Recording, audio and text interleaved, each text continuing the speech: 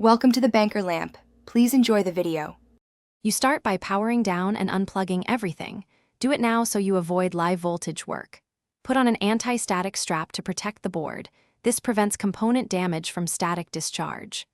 Remove side panel screws, then open the case and locate the existing network card. Note cable routing and retention clips so reassembly is smooth. Once done, disconnect the network cable and any bracket screws holding the card, and prepare to extract it while keeping track of hardware and screws. You now remove the old card by undoing its bracket screw and releasing the slot latch. Pull straight back to avoid bending the slot. Compare the replacement NIC to confirm same interface, PCI versus PCIe, and line the gold fingers with the slot. Insert the new card evenly and press until it seats and the bracket aligns with the case. Then fasten the bracket screw so the card stays stable. Reconnect any internal cables or antennas, and route the network cable the same way for strain relief. You close the case, plug everything back in, and power on. Enter BIOS to enable the slot if the card isn't detected.